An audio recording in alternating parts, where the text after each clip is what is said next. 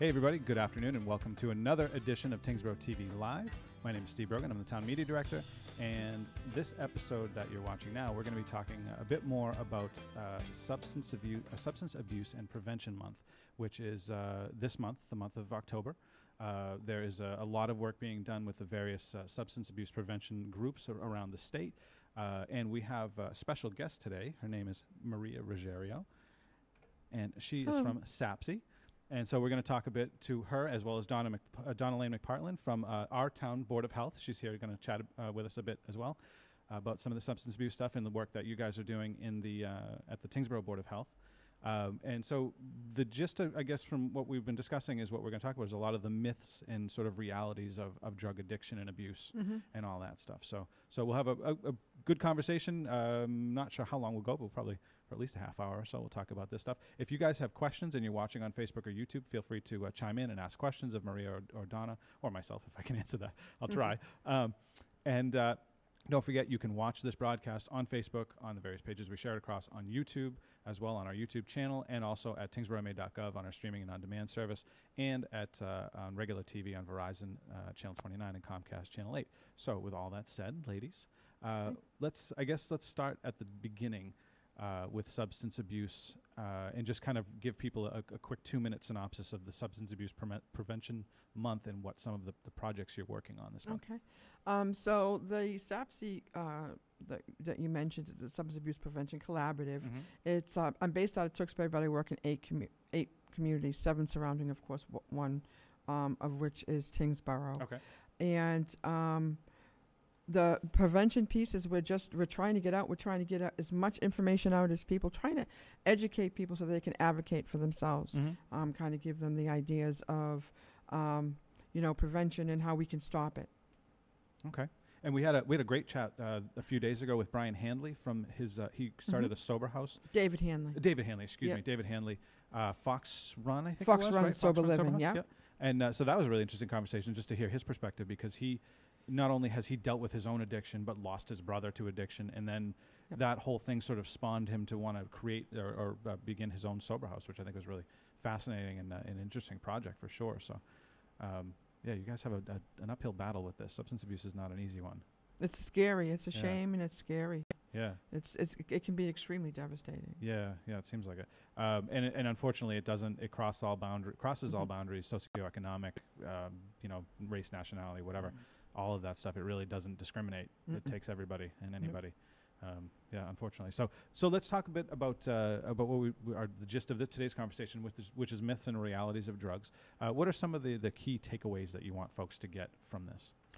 I guess the biggest key takeaway I just really said is for them to continue to educate themselves and to become advocates.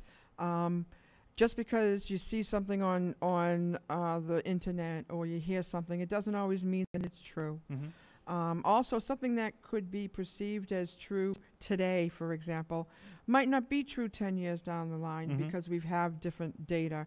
We've researched it. We've looked at it. So I just think that, if everybody just continue to educate themselves and keep current, I think that would be probably the biggest thing I'd want to take away. What do you think, Donna? I think that's true. I also think it's true, like 10 years ago, things have changed so much from 10 years ago as far as potency and stuff like that. So I think that what you know about drugs from, when you were growing up, when I was growing up, it's different now.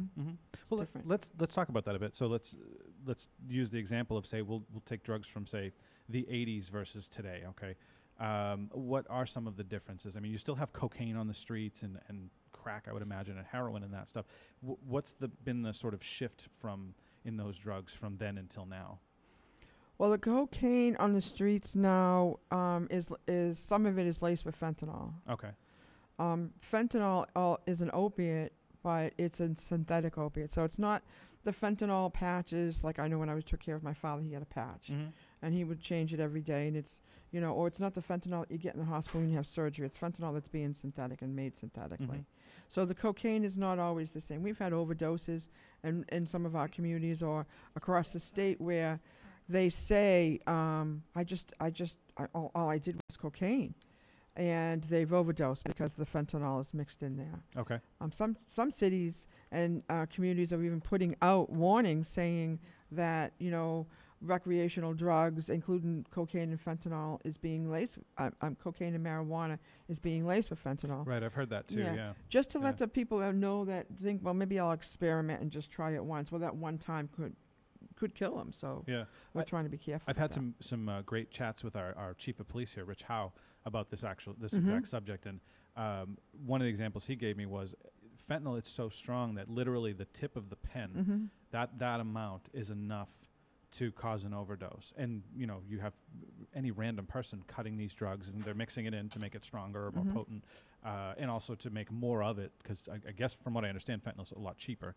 So because they're made out of common chemicals. Right. Yeah. So they put it in there to make more, and then cutting it basically, and then suddenly you have all these overdoses from somebody who didn't know what they were doing, or obviously wasn't qualified to mix anything, much less drugs. And suddenly you have overdoses like crazy. So.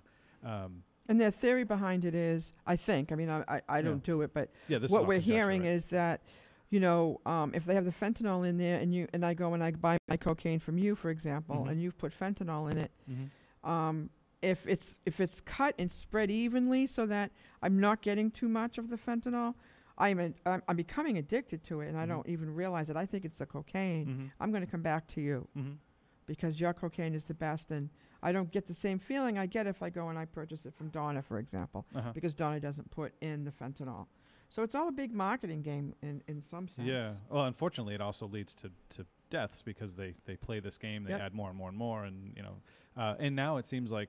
It's in every drug, like you said, marijuana. We've had warnings about that. We've had, we hear about heroin and stuff, of course, and all the other drugs that are out there. People are just lacing it with all kinds of things, and fentanyl being one of them, which seems to be causing the problem. So, it's so aside from the cutting, is it generally the same? It's the same stuff on the streets, more or less? As far as what the cocaine, the different drugs that are on the streets and available. I'm not sure about the cocaine. The fentanyl is definitely much stronger because it's synthetic. The marijuana is much stronger than when it was when we were kids. And I think the number is something like 80% stronger. So it's not the same. Yeah, really? Wow. That's impressive. I didn't realize that. It's very much stronger. Wow. Yeah. What was your feeling on and we don't have to get into the politics of this, but just your own opinion. What was your feeling on the legalization of that? Do you think it was a good move or not a good move? Well, I try to keep all my personal opinions out of that. I think that's important. So I no matter how we feel about it, whether we're for it or against it, as adults, if we have the information to make our own educated decision, then it is what it is. But it's our kids. It's our kids and our development of our children and trying to prevent them from becoming addicted to a substance is what I'm concerned about. And really kids, marijuana in the kid's brain, when it develops, it confuses the brain and it can really put them at greater risk to become addicted to something else. Well, it does mess up the development. So I covered an event last year. Dr. Ruth Potee. Oh, she's awesome. Her name was. And she's a neurosurgeon, super smart woman, very, very smart, very intelligent. And so she did this whole talk about drug addiction, but early use drug addiction, specifically with marijuana. And she basically went over the details of why and how it affects the brain in kids and messes up the development and the synapses and like all the different connections that happen and grow as you grow. They get kind of goofed up a bit when you're using any drug, much less marijuana. But even the we call it kind of the not so much a drug, marijuana, at least on the street areas. It's kind of, people don't consider it like a bad drug, a hard drug, I guess. But even that causes, major problems down the road. And you're right, it can lead to addiction and stuff. It's a fascinating a talk she gave, though. We actually were broadcasting it on Tyngsborough TV, and it's on our video on demand if you ever want to go watch it. She's fabulous. Very, very interesting. The way she explains things and how she goes about it. And she actually says, I looked at myself one day and I said, whoa, I'm part of the problem. Doctors, we're part of the problem. And she will tell the doctors that. And of course, if we say something like that to a group of doctors, they're going to be like, yeah, what do you know? But they're hearing it from somebody that they respect. Right. So it's really helped with the doctor's education. And it's the same thing as that we're trying to do with the community. The doctors needed to educate themselves, empower themselves to understand, yeah, the drug rep is saying it's okay, but maybe it's not. Maybe we need to take another look at it. Okay. Yeah, that's a good idea. So we've pulled up a bunch of myths about drug use and stuff, so we're going to kind of talk about some of these. These are all, we've pulled these offline, so there's just different organizations that have put together all these various myths. So some of them might be applicable and some of them might not quite be so. But I found some pretty interesting ones that we could talk about. So one of them that I thought was interesting, and this is definitely pointed at today's problems. If it's a prescription, it must be safe. You can get addicted, or you can't get addicted to something your doctor prescribes. So that's the myth. That's totally the myth. A prescription, so let me explain it this way. So let's say I hurt myself. We have the natural chemicals. I'm going to explain it really simple. That goes to that spot of the pain. If I'm on an opiate, I break my leg, I'm on an opiate, then my leg, the opiate, the brain sends the chemical opiate to the leg. If I'm not, don't have any pain, then I can become addicted. So just because it's prescribed by a doctor, first of all, if I share it with you, it's not your prescription. So not only can you become addicted because you don't need it. So now your body's getting used to it, but it has no place to send it. It's against the law. My dosage might be different. You might have some type of condition that is not going to react properly. You mean to take your prescription and give it to somebody else? Correct. Okay. Yes. Yeah. So it's against the law for a reason. It's against the law. I didn't realize that was actually a law. That's interesting. No, it's against the law. Okay. Yep. Interesting. Well, learned something today. Yep. That's fascinating. Here's another one for you. This myth number 2 is natural drugs are safer than synthetic ones. That's not true. Yeah, their line of reasoning is they're talking about marijuana, mushrooms, and other natural highs still alter the brain chemistry. Correct. Yeah, produce dangerous side effects, so on and so forth. Yeah, I would agree with that. Let's see, myth number 3: the heroin era or the crack crisis, the age of ecstasy, etc., is over. No, actually, we're starting to hear about crack and meth and crack coming back. Really? Yeah. Wow. I was with a group of people a couple of weeks ago who are in recovery. I'm going to say that maybe there's about 20 of them, and we were having a focus group discussion, and there were 3 or 4 of them in there that were meth. Really? Yeah. Wow, that's interesting. And a couple that were crack. So it depends, This is kind of off subject, but what is it that brings some of these things back? Because I feel like LSD in the '60s had its heyday, and then it disappeared. You can't go on the street and find it. Not that I know of, anyways. Not that I know of either. Yeah. Yeah, but I feel like certain things disappear, and other things seem to they'll go away, they'll come back, they'll get real popular, and then they'll go away again. Like ecstasy was kind of big, and then it went away, and then suddenly MDMA, which is what ecstasy is, that I started hearing that was coming back, and I don't know. I wonder what it is that sort of brings these things back. I don't know. I'm gonna guess that it's driven by financial means and by money. Maybe just who's making it too. Yeah. If you can make it and you can make it so cheap, if you can make the fentanyl, for example, so cheap, it's going to be money driven. Really. Yeah, it makes sense. I guess. Interesting. Yeah. I always wondered that myself. Just me too. I've never really. The same thing with heroin. It kind of. I felt like it went. The '80s was big, and then it kind of went away for a while, but now it's suddenly coming back with the fentanyl on top of it. So it's. I don't know. It's just interesting to me. All right, so let's do another myth here. Myth number 4: if you have a high alcohol tolerance, you don't have a drinking problem. No, that's actually the opposite. Yeah. The more you drink, the more you do any substance, the higher your tolerance becomes. So let's say you're sitting with somebody who is an alcoholic, and they can drink 6 or 7 drinks, but you drink 3 or 4 drinks, and you become drunk. But you continue doing that every day for months or whatever period of time. Fairly soon, you're going to catch up to that other person. You're going to be able to build up a tolerance. I will say that there is a slight caveat there. I think where depending on your body composition, that can make a difference on how much you can drink it. How fast you metabolize it, and how sugary drinks can actually make you drunker quicker. Yep. But and if you're on medication, certain medications, or if you're dehydrated, right? So that's a good point. I remember way back when I was working at it was actually a hotel in the town. I won't say it. I don't want to get anybody in trouble, but not that they would. But anyways, there was a woman who came in, and she had gone to the pool that morning. I remember, and this is the story we got told. She was in the pool in the spa we had, and was there. And you know how being in a pool can make you tired after a while from swimming and stuff. It's good exercise. So she came to the restaurant that evening, had one. I want to say it was 1 glass of wine. Maybe it was 2. I think it was 1 though. and she was absolutely hammered. Like, just, we were all like, what is going, she was like loud in the restaurant. And we were like, what is going on? And then we found out later what had happened. And it was just an honest, you know, she went and got really tired and she had a drink, and that was enough to get her to the point where she definitely shouldn't have been driving, which she wasn't. She was staying in the hotel. But, you know. But still, yeah. It was an interesting night, that's for sure. You know, I have people that have been in recovery with opiates, and they have surgery. And I mean, depending how dramatic the surgery is, there are some surgeries, even if you're addicted to opiates, that you have to find something to control the pain. And it kind of wakes them up. When they take the opiate, they say, oh boy, I'm scared of using that, because their brain is so used to it, and they're addicted. Do they have any kind of a cure for like, say, heroin addiction or cure? No.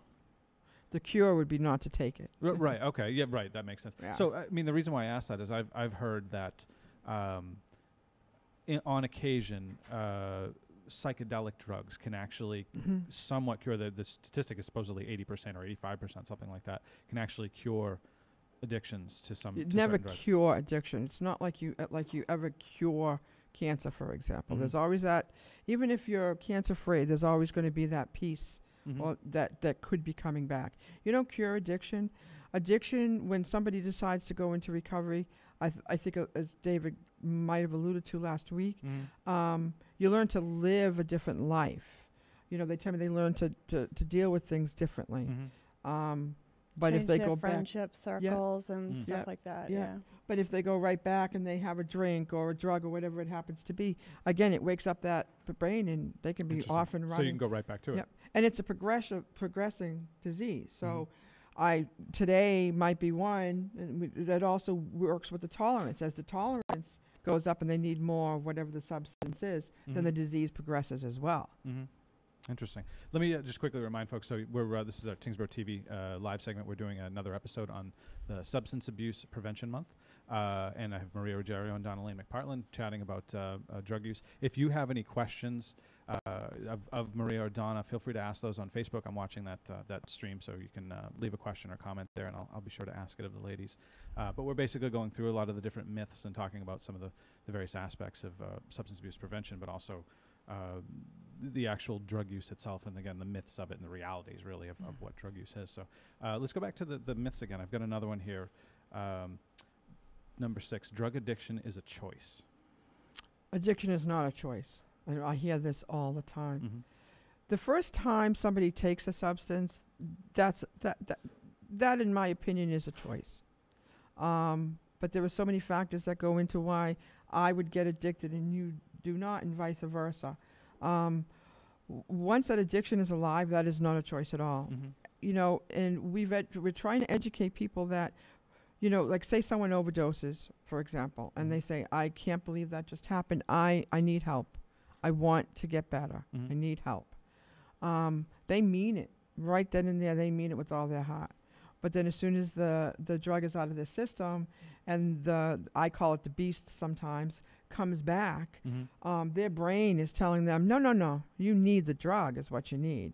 And it becomes so overpowering that it's very difficult not to do it. So that's where the programs and some of the things that David was talking about last week, you know, the tools that are given to people so that when they have that feeling, they can move past it. I was I had a seminar, and I had learned, and she had put up on the board, and she split the board in two columns. One column, she said, was the positive reinforcements. One column was going to be the negative reinforcement or the desire to have the drug. So she would put one little tick mark in the desire to have the drug, and they were going off and running with their addiction. To have the same positive reinforcement, walking the dog, doing yoga, reading, something other than taking the drug, there were 10 ticks to her to the one.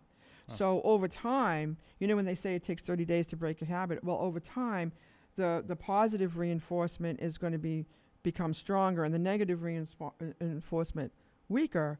However, right in the beginning of the addiction, that negative reinforcer is everything. Mhm. It just takes completely Well, over. and like you said, you can easily go back and I bet even after 30 days you can, if it's alcoholism, have a drink and suddenly that can start creeping Mhm. back up, I would imagine, right? Mhm.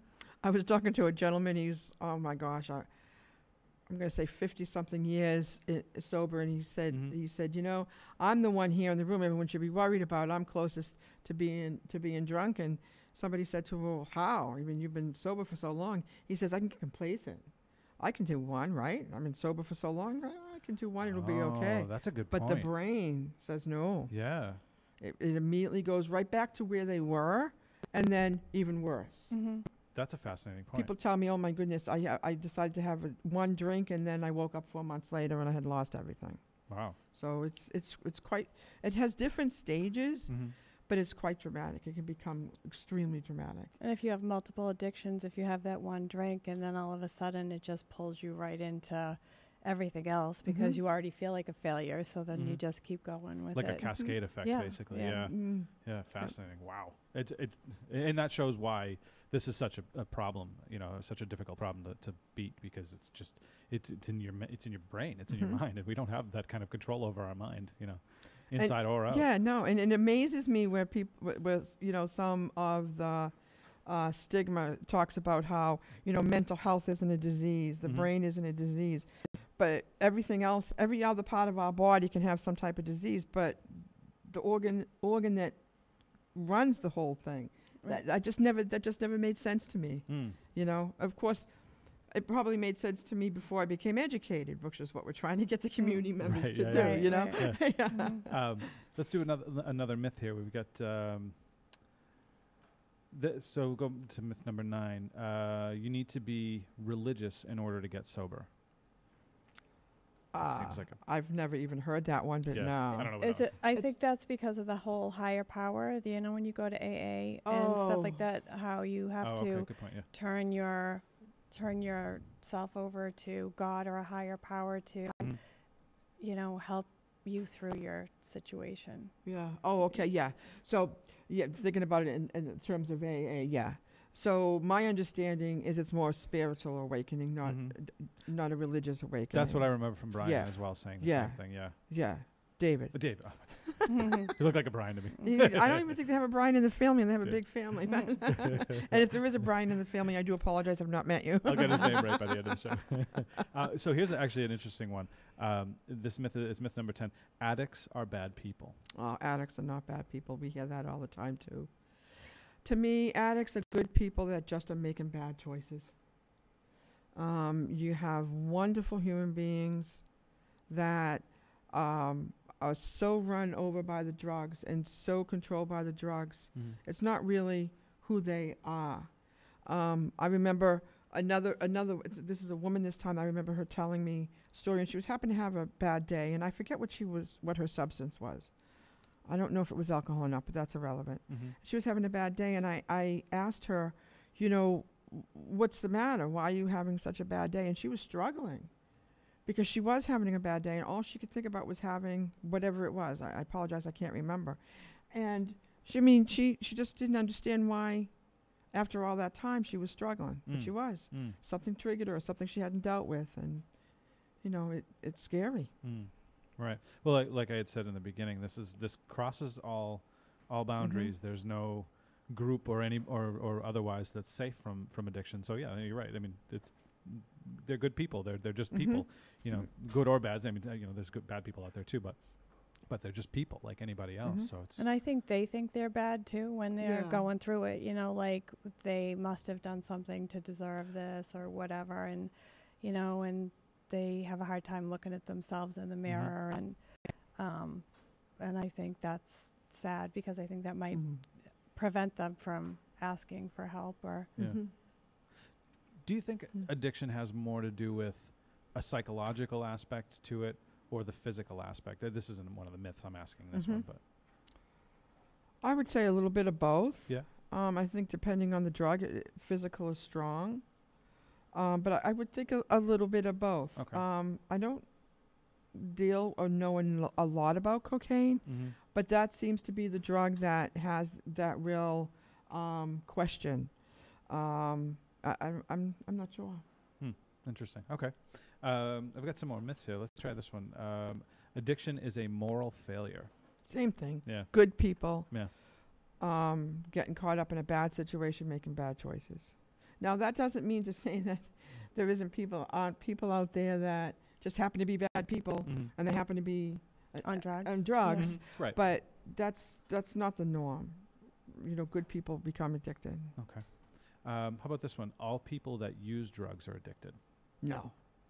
There are other people, and there's many, many, many studies out there trying to figure that out. There are so many factors that go into become addicted. Environmental, your genetics. I just heard the other day that if somebody when a child is a fetus, that could also predispose them as well if the parent. That's why they ask mothers not to drink or smoke or anything like that, because that can predispose the fetus. They haven't even been born yet, and they have predisposition. Yeah. So that's been, and I've heard this for years and years and years, that's kind of a, that was basically taken as gospel from what I've heard. The funny thing is I have relatives that live in Greece, and for a pregnant mother to have a glass of wine with dinner, mind you, a glass of wine with dinner, totally not out of the ordinary. Yeah, and I don't know if there are studies out there about that, and I'm sure they would have to be by this point. There must be, it's not my area. That is interesting because a lot of different cultures, that's just norm. Right. But what about, do you think, like heroin? If you're using heroin, are you addicted to it, or can you use it and not be addicted to it? My guess would be no on the heroin. Heroin is very powerful. Yeah. However, I have met people across the years that have used heroin, experimented with heroin, and then just didn't become addicted. That hasn't been my experience. However, it might just be the area that I'm in. Okay. So there's so much that when it comes to substances, and I'm only working on a very small piece of it. Can a baby be born addicted? Yes. Yeah. We'd have to ask a nurse that. I don't know if the phrasing would be addicted. I've talked to nurses, and they say it's one of the most dramatic, one of the worst things they've ever seen. Really? They're born in solid withdrawals. Really? Yes. Wow.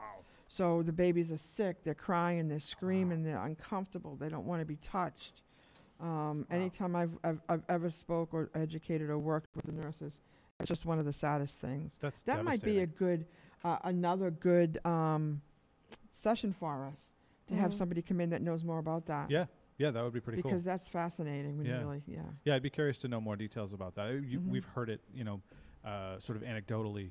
And I've read about it online and stuff, but I've never seen any actual instances of it. So, but yeah, that's an interesting one. Let me see, what else do we have here? Oh, here's a good one. Addicts are easy to identify. No, and it's not at all. Yeah. You have people who just disappear for 30 days or 60 days, and you don't realize they've gone into some type of rehab. Addiction hits everyday people. And there are so many functioning people who are either alcoholics or addicted to drugs, and you have absolutely no idea. Some people in recovery will talk about how they used to drive when they were impaired. And I remember one day sitting there saying, there's like 25 people in this room. So 25 people will drive. Wow, I wonder how many people are driving now. Wow, yeah. That's a scary fact. Are impaired. And you can't Scary tell. fact. They're Boy. doctors, they're lawyers, Right. they're housewives, they're 14-year-old kids. You cannot identify it. Jeez. Yep. Man. That's And crazy. if they're your doctor or whatever, like, are they practicing on you while they're impaired? So it's scary to think about that. I don't even want to think about that. That's actually Right? frightening. Yeah. It really is frightening when you think. Yeah. Here's another one. So we've kind of talked about this a little bit, but you cannot be addicted to a prescribed medication. If you don't use it right, you can definitely get addicted to it. You can become dependent on it. Okay. Just like if you need your diabetes medicine, you don't take it. You could become dependent on that because it's a medication that you need. I know when my father had no spine. I wouldn't say that he was addicted, but when it was time for his fentanyl patch to be changed, within the next few hours, if I was a little bit behind, he would start having pain. Oh, really? And it's because it was starting to wear off. Wow. Yeah. Wow. I mean, the medications all have a reason to be there. They all have, something that they're doing. But and I just lost my train of thought. That happens to me all the time. That's okay. All right. I think you did a good job. Thank you. Yeah. I think so. No, that was good. I'm going to keep Donna around with me all the time because I just love her. Oh, thank you. Well, Donna does work very well with. She works for the Tyngsborough Board of Health, but you have been working together with Maria and working on substance abuse awareness and prevention here in town as well, right? So Right. Yeah. I'm trying to bring Tyngsborough into the fold and, put us on the map and let people know that it happens here too, Mm-hmm. and we want to stop it. Mm-hmm. Good. It's a noble cause and obviously a difficult one too. I mean, even our police are left scratching their heads, like how do we deal with this? So we've talked about myths enough a bit for a while. Let's talk a little bit about some of the things that sort of the newer techniques and some of the other things that are available to folks should you come across somebody who's, say, overdosing on a drug, whatever it is, a fentanyl lace drug or whatever the case may be. Because now we have Narcan, which has been kind of the buzzword in the last couple of years anyways, where everybody suddenly wants to have Narcan on, in police cars, on fire trucks, and available like everywhere basically to save all these addicts from I have it in my desk. overdose. Do you really? Yeah, I do. Yeah? I took a Narcan training, and I Okay. have it in my desk. Was this the Narcan training? Was that the one at the Lowell General Hospital? that they did? It was was this at another one? Saints, Oh, okay. Saints campus. Okay, maybe I that was think. the same That was the one, right? Yeah. Yeah. I Yeah. think it was at We've had Saints. several Yeah. of them. So I want to say it was about 6 months ago. I got a thing to put out on social media and stuff, and it was a Narcan training for the public. I think that was it. Okay, maybe Yeah. it was the same Yeah. one. Yeah. Mhm. But you can actually go as a member of the public, general person, anybody. You can go to a pharmacy and get Narcan, whatever a prescription. You don't even need a prescription anymore. No? It's evolved to that point. Yeah. Really interesting. Do they ask? I imagine they ask questions and stuff, right? The pharmacists are supposed to train people Okay. and make sure that they're trained. Yeah. But the Narcan has evolved into something so easy to use. I even have some. I'm curious to see it. I've never Yeah. actually even seen a So Narcan it used to disposer, be, so- there's expensive. Narcan that the EMTs that carry, and it's a demuscular, so it goes Mhm. into their muscles. Mhm. But we carry, and it's a 4 milligram, and I don't know, where do I hold this so you can Just see it? hold it up right in front of you. So this is a 4 milligram dose of Narcan, and this is what, Okay. for the most part, I just had somebody make some phone calls, and she called all the pharmacies in the 8 communities, and I think only one had 2 milligrams. Okay. But the pharmacist is supposed to train you, ask you if you've been trained, and then they give you the Narcan. It's amazing. It's so easy, basically. And I meant to bring a trainer, and I didn't. I don't want to waste the dose. So basically, you just put that in their nose and just push it up, easy like that. Really? I was with some friends over the weekend, and we were at a fair, and I didn't want to bring my big pocketbook, so I put my license, my money, and my Narcan bag in my little bag. She goes, what is that? I said, oh, and I explained it to her. She didn't understand why I was bringing it to the fair. Yeah. Well, you never know what's going to Right. happen. And if somebody is overdosing, and that would be somebody that I love, I would want somebody to be able to try to help them. So I carry it everywhere with me. So how about this? I've heard this. This is kind of a myth, I guess, but I've heard this parroted a few times on social media that, why are we bothering saving these people who are overdosing only to let them go and overdose again and again and again? Because I've heard stories of people using Narcan 4 and 5 times in a couple days, much less, So Narcan, to me, is just one tool in the fight against the battle of addiction. So prevention is a tool. You're starting all the way down at the young guys and gals and trying to keep them all the way up to, and Narcan is really what we call one tool of harm reduction. So if somebody overdoses, and a lot of the police stations and a lot of the communities, especially within our cluster, are doing this now. If somebody overdoses, instead of arresting our way out of it, we're trying to get them help. So if someone overdoses, you Narcan them, and you just let them go. First of all, that person could overdose and die 30 to 60, 90 minutes later, because the Narcan only lasts 30 to 90 minutes. The drugs, heroin can last a couple hours. The prescription medication, 4 to 6. Methadone can last so much longer, 24 hours. So wait, let me make sure I understand this. So if you've overdosed on a drug, somebody gives you Narcan, and then they're not around to possibly have to give you another dose of Narcan. Or you don't go to the hospital. Or you don't go to the hospital. You can still die even from You can still overdose on the original. Real? Oh, Correct. wow. Yeah. Okay. Because I had no idea. Yeah, and the important thing about with Narcan, and I don't remember saying this yet, the most important thing about Narcan is you have to call 911. Okay. Narcan is, again, just a tool that helps that person stay alive to be able to go and get some services and go and get some help. Okay. So it's really only a stopgap measure. Oh, yeah, absolutely. Okay. Yeah, it's not the answer. It's not enabling. People say to me, oh, that, just, you give it to them and they're going to go do drugs because they know they can be revived. Anybody that's in the throes of addiction, they do not care if somebody has Narcan. That is the last thing on their mind. Really? Yes. Wow. It's the last thing on their mind. Wow. It's been very controversial, and I'd like to tell, as you notice, a lot of my answers and stories. I remember I was in a police training years and years and years ago when the debate was really huge about Narcan because it was fairly new and people didn't completely understand it. And I remember seeing an older police officer in front of me on his phone, and I remember thinking, boy, that's rude. Why are you on your phone? And so then he waited, and the debate was going on between a couple of departments, and then finally he raised his hand and he says, I can help you. And he played his phone. He had saved a voicemail from years previous of a young man who he had Narcaned, and he had overdosed and died. Narcan came back. The gentleman left him a voicemail the next day thanking him because he had just relapsed. He had been in recovery for many, many years, and he relapsed once, and he thanked him for saving his life because it was a stupid thing to do. Wow. And all I'm it took still was that getting one time. goosebumps. Yeah, me too, yeah. I'm still getting goosebumps. And all it took it was that stopped. one time for him to relapse. Oh, absolutely, yes. A lot of times, that's one of the, for overdose, some of the things that we say to watch out for is if someone's in recovery. Because if they go and they either A, try to use the same amount of opiates that they were before they went in, their tolerance has changed. They can overdose. It might be stronger. We have a lot of people, unfortunately, who overdose and do not make it. And I'm so sorry for all of those families' loss. And it's right after recovery. So that's one of the warning signs that we tell people to watch out for. They're very high risk to overdose and recovery. That's why the sober house that David talked about is so critical.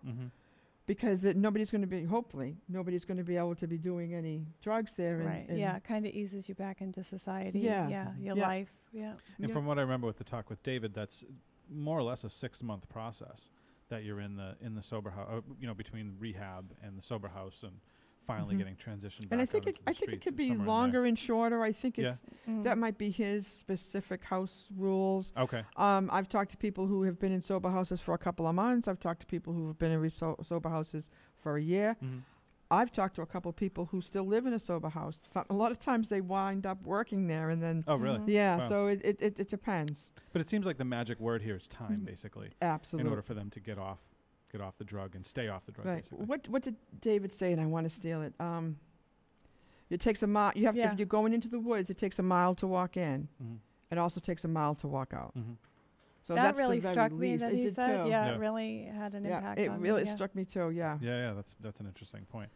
So you brought some other items to do a little show and tell with to basically show with some vaping accessories and pens and things like that, which is the new wave now. Obviously, everybody's vaping as opposed to smoking regular cigarettes, or most people, anyways, that I see, are vaping instead of regular cigarettes. Do you feel like it's safer? No, vaping? I don't. Yeah. And we don't know for sure. And in the presentation that I do to the community members, one of the last slides I have on my presentation is, do we really know? Because we don't.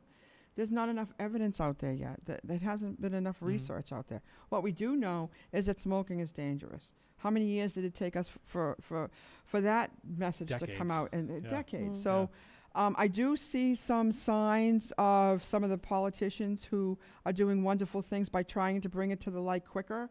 It's not FDA approved. We have really no 100% idea what is in that vape. Teenagers and kids think it's safer because it's just water vapor. It's not water vapor. There are chemicals in there as well. Those flavorants and preservatives there's and chemicals whatever else in I there. would imagine. Yeah. There's a chemical in there that is used to de-ice planes. Oh, really? And it's safe at small levels, and it's FDA approved at small levels in like food coloring and things. But they're talking very minute levels.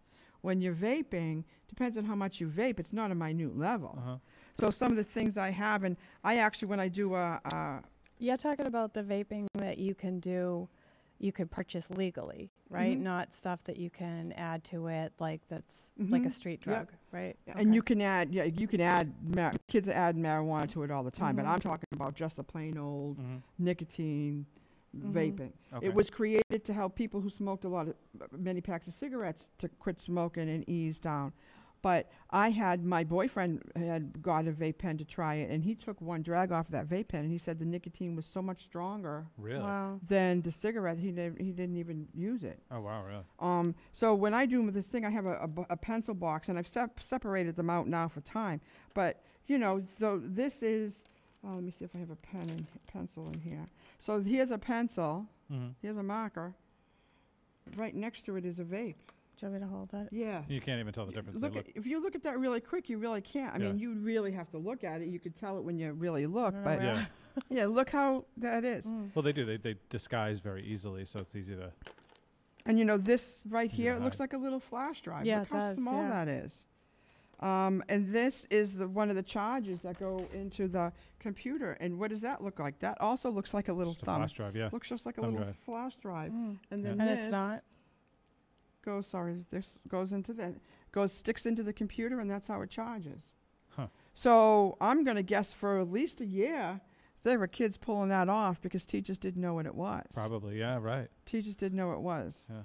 And sorry about that. So this is another type of charger, and it looks like it's computer stuff. Yeah.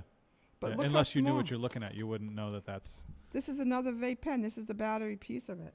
Look how small that is. Huh. So not only has it made it more convenient for people to smoke whatever they put in it, but it's also much easier to make it more illicit, let's say, or hide it, basically, to disguise it. Because, you can hold it just like this and you don't even know it. Yeah. There's a CNN video, maybe I'll send to you, and I don't know if that's something you can play on, where the teacher in the video, it's a principal from Connecticut, and I just picked the video because he just covered a lot of things that I thought were very important. And she said that for a very long period of time, and I think it was this one like this, that all of a sudden she'd see kids in the class and they'd be like this. And every once in a while she'd see like a little blue light or red light or something, and she didn't realize, but what it was is they were vaping right in the class. Vaping in the classroom. And because there's really there is a smell. Yeah. People say there's absolutely not a smell. Yeah. There is a smell. And no but smoke? It's not There's no something. smoke? Yeah, it's like if you're ever driving down the road and all of a sudden you see like this, what you think is smoke come out of the car, and then almost instantly it disappears. Yeah, it disappears That's very the vape. fast, yeah. Because it vapes. But it's not water. When you heat up those chemicals go into your lungs. So now you're heating it up. And let's just think about it for a sec. You're heating it up. You're taking in a vape. You're taking in droplets. And then what happens to it when it hits your lungs? Doesn't it harden again, or it sticks to it? So one thing we do know for sure is that that vaping can cause popcorn lung. And popcorn lung is instead of the lung being open nice and wide so that it can breathe, the popcorn lung, and what happens is the sacs actually pop, and that's why they call it popcorn lung, I believe. Really? Yeah, and it's very difficult to breathe. So that has been proven. Huh. I can guarantee you 10 years down the road we're going to know a lot more about this. I do have to say once more that I am hearing a lot of the politicians trying to push the FDA faster so that maybe we don't have to wait 10 years like we did, or decades like we did with the smoking. And here's the thing, they're going after our kids. Yeah. Why does somebody want, like this right here, the flavor is creme brulee, chocolate, mango, bubble gum. What adult wants to smoke something that tastes like bubble gum? We're adults. Wouldn't we just put bubble gum in our mouth if we wanted the flavor of bubble gum? Right, yeah. Sometimes if you're walking by the subway or whatever, you have a sweet smell. That could be vaping because the flavors are cherry and all these things that they call them Scooby-Doos. They have little vape fluid that looks like apple juice. If you put them side by side, it's hard to tell the difference between the actual. If you read it, you really read it, you can see it, but it's very similar.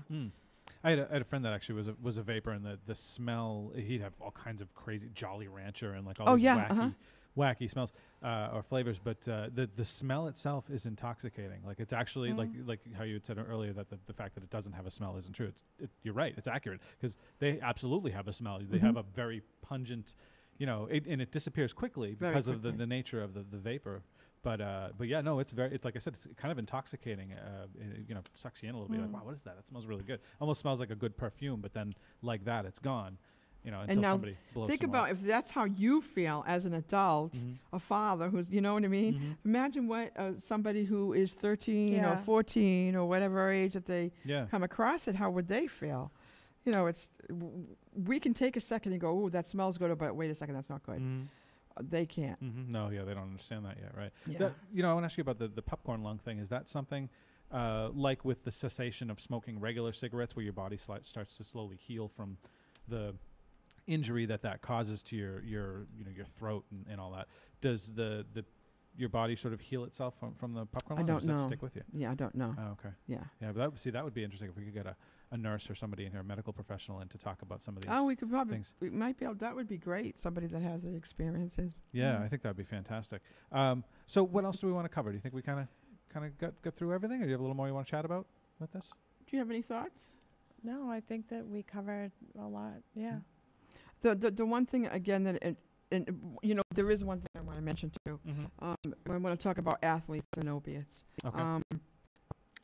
A lot of kids who are not even trying to experiment, they don't want to experiment. They get hurt, they go on an opiate. It might be an injury that doesn't actually need a lot of opiates. They're given 30. And it says take every 4 to 6 hours. They take them every 4 to 6 hours. But the pain is not there. A lot of parents have told us that that's where their kids have started is with the prescription medication for a legitimate reason. That seems like a recurring story. Yeah, I've heard And that a few dental times. too, right? Dental, yeah. Yeah. The surgeon. My kids were really upset with me because when they had their wisdom teeth out, I wouldn't let them. I wouldn't let them take all the medication. I let them take it for 2 days, and like it came with a refill, and I wouldn't let them get a refill.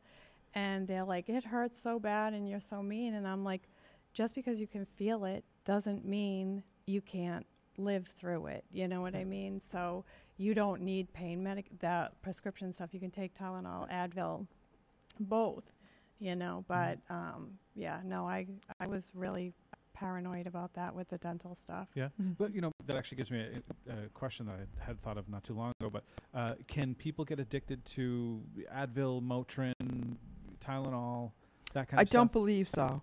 But I've never even thought about that, let alone be asked the question. I know people that do take it pretty regularly, or Yeah. leave Well, right. or You have the people who whatever, take the low dose runners every or- day, or for if you're a runner, or if you have some kind Yeah. of arthritis or other injury. That would be another nurse question. I would think that maybe our bodies would get used to it, but not in the build-in tolerance in a bad way. Okay. But I would just like any medication, like high blood pressure medicine. I think Right. our bodies get used to it, but that's a good question to ask. I don't know. That intrigued me. I'll have to look up the answer on that. Yeah, I'd be curious to someday. know. I mean, there is the case to be made that it causes liver damage, Yep. prolonged Or use the of. PM, people that take it at night to go to sleep. Right. you Yeah. know? So sleeping drugs would be another one. Yeah, where that can be quite strong and really goof you up a bit. You can get definitely addicted to those, from what I've understood, anyways. But yeah, fascinating. Okay, so that was just a question I had. I was kind of curious. So And it's funny how it splits. Like I have some people that will say you can get addicted to water. Anything you use too much, you can get addicted to. And then I have the people that say, well, no, you can only get it. And sometimes the answers is so cut and simple, Yeah, I guess it all depends Yeah. on who you're talking to at the time. I mean, a medical professional, I would take their Psychiatrist. psychiatrist. Yeah, right. Yeah. I'm addicted to psychiatry. Oh boy! All right. So hopefully, you guys got some information off this. Again, this is part of the continuing series about Substance Abuse Prevention Month. The month of October is just that month where they want to prevent and try to raise awareness for substance abuse. Obviously, it's a major problem that's been going on for a long time, and it probably will continue at least into the near future anyways, unless some miracle happens. all we can do is just keep moving forward. Yeah. Everybody try to get on as close to the same page as possible and fight the battle. But you have to fight it from beginning to end. So you have to start with prevention to help guide those children so that when they're older, but we can't not help the people that are already there. So it has to be, Marion Ryan, the DA Marion Ryan always calls it a multi-prong approach, because you have to hit it from many sides. Yeah, no, that makes sense. That's very wise. And Tyngsborough and Westford are, they work together, and they have a counselor for to help residents that may be struggling, or family members that may be struggling with addiction in the home. And so if they wanted to reach out to us, then we can put them in touch with somebody that can maybe help. Excellent. So after this we're done, we'll take all this information, we'll post it in the comment section below, so you guys can get all this contact information, various emails and phone numbers for folks that you can call if you do have any issues. On the Narcan thing, back on that, that's something, so basically people can just walk into the pharmacy and say, I'd like a dose of Narcan to keep with me. Is there a cost? It's it's covered under most insurances, so it would be an insurance copay. Okay. There is a cash price if you don't, because I know some people still have the stigma, they don't want people to know. Right. There is a cash price, but it's $120 something. Oh, wow. $130 for out of your pocket. Mass Health, we believe, does cover it. It does cover it. Okay. And you have to pay your copay. Okay. There are also places, for example, if anybody in your community needs Narcan and wants to become a Narcan carrier, they can call me. I am able to train under Narcan. We have many programs, so if anybody wants Narcan and needs Narcan, just give us a call. You call Donna. Donna will reach out to me, and we'll work out a time that we can do the training. Let me ask you this before we finish this up. Do you think that it would be wise for anybody, even if you have no connection necessarily to somebody who's addicted to drugs, to consider carrying Narcan on their Actually, the Surgeon General, not too long ago, sometime either the beginning of this year or the end of last, came out with an advisory asking people to carry Narcan. That's why that and the pharmacy, it becoming available in pharmacies was not too far after the Surgeon General. I'm going to think that one of the things that he said had to be done was for pharmacies to carry it. Okay. Because the more people that have it, you might never need it. And we always hope you never need it. Right, but what happens if you're walking down this? Look at that poor baby and the woman in that overdosed in the store. Yeah. And the poor little baby was crying and screaming. If I was there, or somebody who had Narcan with there, could have at least revived her, hopefully, enough to get the ambulance there. And again, Narcan is just But what one if she was tool. having a seizure and she wasn't having an overdose? It wouldn't hurt her. Oh, right. Okay. So on that point, I want to ask: what's the care with Narcan? So if I decide to become a Narcan carrier, what do I have to do with it? Do I have to keep it in the refrigerator, which obviously wouldn't work if you're trying to travel with it? But special care with it? No, it's really good at most temperatures. You don't want it to be like 2 degrees, freezing. Okay. Yeah.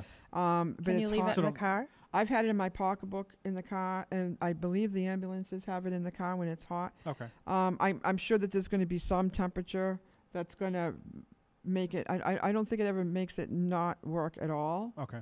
I see people that they take the box out and they show me the box that they used, and that was in their bag for a very, very long time. And now they've come back in to get another one. But you could tell, they want to prove to me that they used it, and you can see it's been in the bag there for a long time, and it saved their child life. Really? Okay. Yeah. And the shelf life of it, was it 2, 3 there years, is something like that? Yeah, there is expirations on it. So this one that I have, or the batch that we have now, and that is. Because I don't have my glasses on. Can you see what that is? Oh, yeah, January 2020. January of 2020. Okay.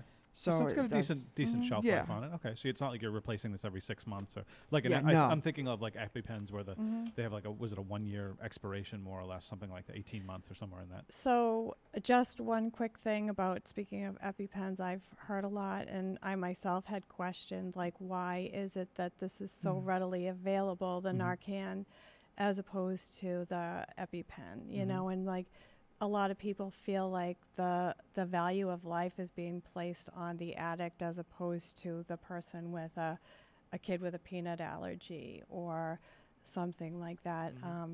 What are your feelings on that? Well, right now we have a lot of Narcan. Let me back up a sec. When I first started doing this about a decade ago, we had Narcan pilot sites. And because the overdoses were such, we were losing so many people, they were giving Narcan out to people who needed it. So the cost is being covered. It's just not being covered by the particular individual. That really upsets me when you see that an EpiPen costs so much money and Narcan does not. There's going to be a point down the road where Narcan is not going to be funded by the state. Right now, so at first it was funded almost completely by the state.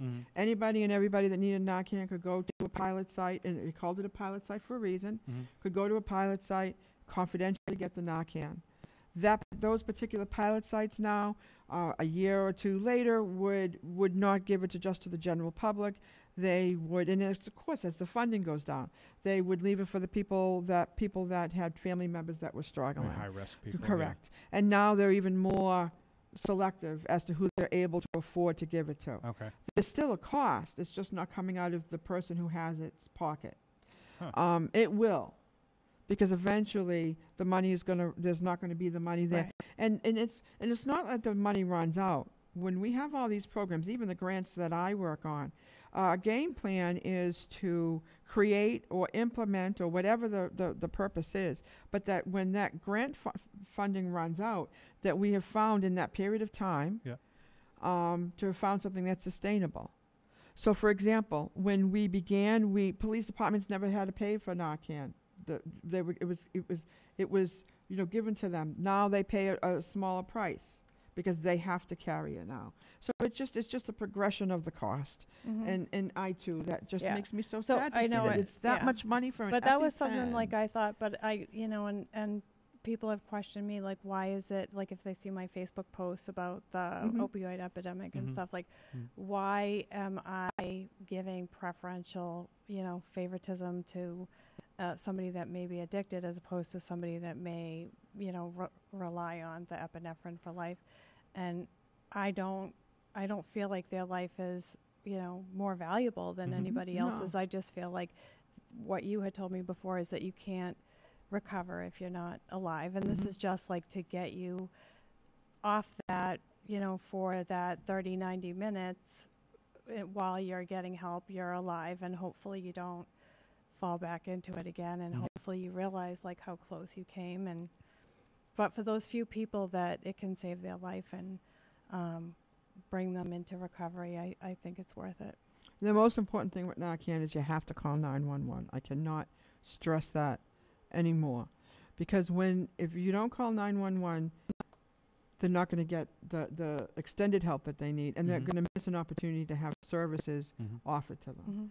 And the way we are today in responding to overdoses is going to evolve. A year from now, it's going to be even better, because we learn. We're humans. We learn as we go along, and hopefully once we learn something, we change it and we improve it. Yeah. Well, fascinating conversation. I want to remind folks at home about the back on the prescription drugs, prescription opiates, or any prescription drug. There's ways to get rid of that if you want to get it out of your medicine cabinet when you're done your prescription. Or if it's expired, you can bring it to any police department, for the most part, has a prescription drug drop-off box right in their lobby. I know our Tyngsborough Police Department has it literally right in the lobby, right when you walk in on the right there. And there's also, if getting to the department is difficult for you, or to one of these drop-off locations, because pharmacies also keep these as well, they have these little sachets, these little packets that you can dump your pills into. You put a little bit of water in it, and it dissolves it and makes it basically... I have them too. So you can get them at the police department. You can also get them from the Board of Health, which is fantastic. And Council on Aging. Council on Aging has them, right? So, for anybody who has an issue getting to one of the drop locations, you can have it, basically get it right from one of these other places that you're likely to frequent. So that's one way to get rid of it, I think. And it's been really good. I like that they've been pushing that and really making that as available as possible, because it really, I mean, other than the hard drugs, the heroines, the cracks, and all that stuff, the opiates has really been the next big sort of opening the doorway for a lot of folks to end up addicted to drugs. So getting that stuff. I'd say that's first and foremost right now. Yeah. The opiates. I really don't think I could find anybody that would disagree with me. And I think the numbers agree with you too. All we hear about now is the opiates, and that's where I started. I broke my leg and they gave me Percocets, and now I'm addicted to heroin because I ran out of the Percocets and I could, whatever. But it's scary stuff. It really is. So if that is something that you have and you want to get rid of it, you want to make sure it's in a safe place and disposed of properly. That's one of your avenues to get rid of that. So that's there. there was something else I wanted to mention, and I'm losing it right now. Spending too much time with me, Steve. We've talked about so many different things today. It's been I'm all over the place. But do you see the look of panic on my face when I said, "What was this question?"